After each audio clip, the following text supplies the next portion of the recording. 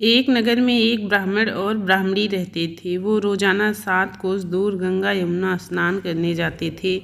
इतनी दूर आने जाने से ब्राह्मणी थक जाती थी। तब ब्राह्मणी कहती कि हमारे एक बेटा होता तो कितना अच्छा रहता। बेटे के बहू आती तो हमें घर वापस जाने पर खाना बना हुआ मिलता और बहू घर का काम भी कर देती।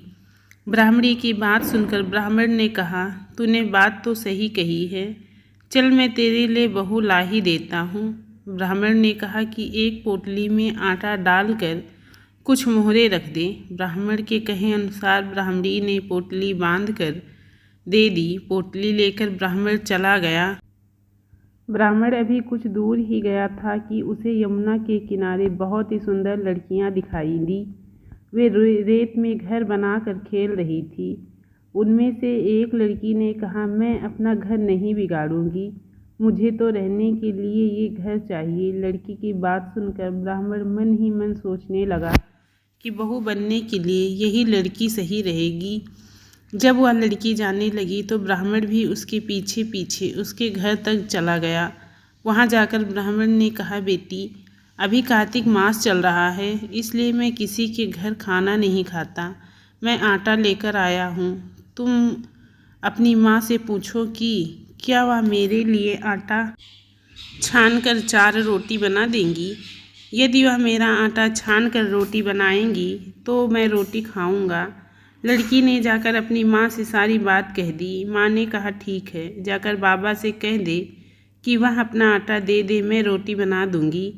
जब वह आटा छानने लगी तो आटे में इससे मोहरें निकली। वह सोचने लगी कि जिस आटे में इतनी मोहरें हैं उनके घर में कितनी मोहरें होंगी। जब ब्राह्मण खाना खाने बैठा तो लड़की की माँ ने कहा, बाबा, आप अपने लड़के की सगाई करने जा रहे हो। तब ब्राह्मण ने कहा कि मेरा बेटा तो काशी में पढ़ने गया हुआ है, लेकिन यदि तुम कहो तो खांड कटोरे से विवाह करके तेरी बेटी को अपने साथ ले जाऊं। लड़की की माँ ने कहा, ठीक है बाबा, और खान कटोरे से शादी करके ब्राह्मण के साथ भेज दिया। ब्राह्मण ने घर आकर कहा, रामू की माँ, दरवाज़ा खोल कर देख, मैं तेरे लिए बहू लेकर आया हूँ। ब्राह्मणी बोली, दुनिया ताने मारती थी, अब आप भी मारने लगे। हमारे तो 7 जन्म तक कोई बेटी बेटा नहीं है, तो बहू कहाँ से आएगी। ब्राह्मण ने कहा कि तू दरवाज़ा खोल कर तो देख। जब ब्राह्मणी ने दरवाज़ा खोला तो सामने बहू को खड़ी देख उसने बहू का स्वागत किया और आदर सत्कार से अंदर ले गई।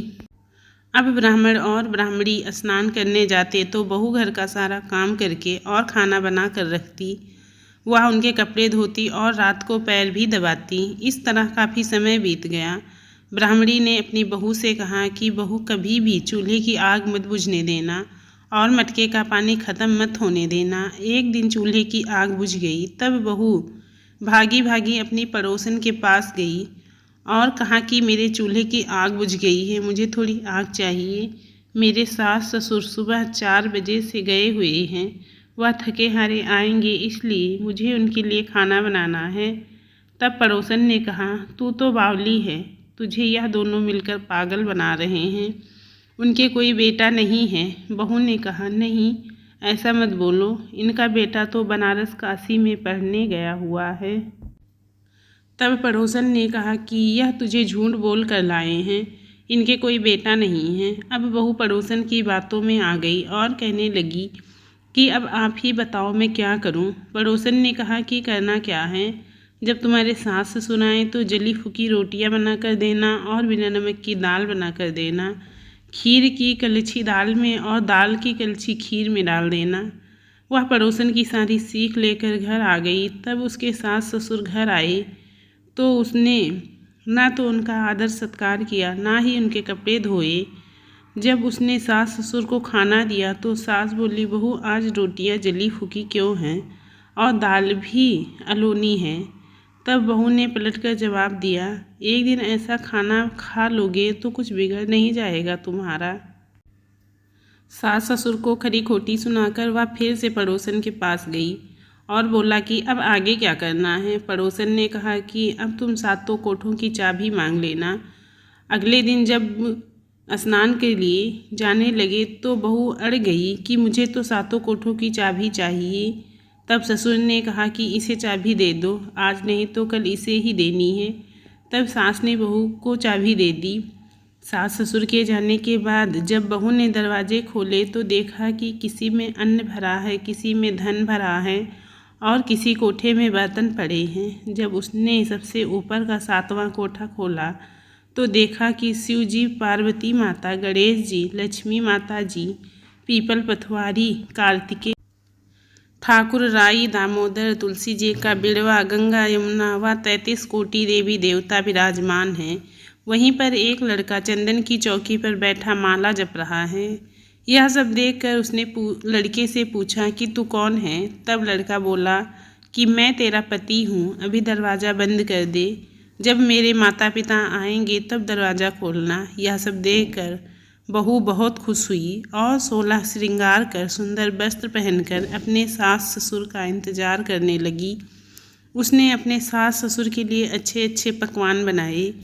जब उसके सास ससुर घर आए तो उसने उनका आदर सत्कार किया और प्रेम पूर्वक खाना खिलाया और पैर दबाने लगी। और पैर दबाते हुए बहू ने कहा कि माँ, आप इतनी दूर गंगा यमुना स्नान करने के लिए जाती हैं तो आप थक जाती हैं, इसलिए आप घर पर ही स्नान क्यों नहीं करती हो।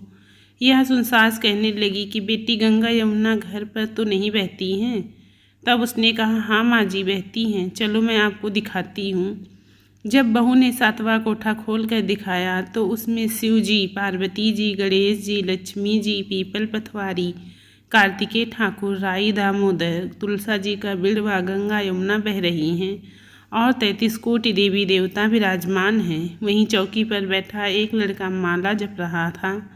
माँ ने कहा कि बेटा, तू कौन है। लड़का बोला, माँ, मैं तेरा बेटा हूँ। तब ब्राह्मणी ने पूछा कि तू कहाँ से आया है।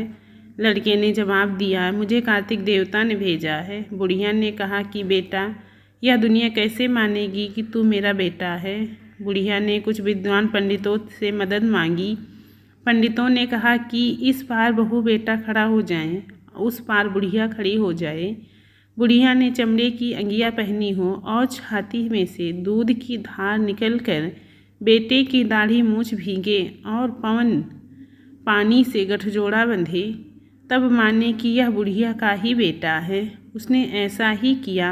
चमड़े की अंगिया फट गई और छाती में से दूध की धार निकलकर बेटे की दाढ़ी मूछ भीग गई। पवन पानी से बहू बेटे का गठजोड़ा बंध गया। यह सब देखकर ब्राह्मण और ब्रह्माणी की खुशी का ठिकाना न रहा।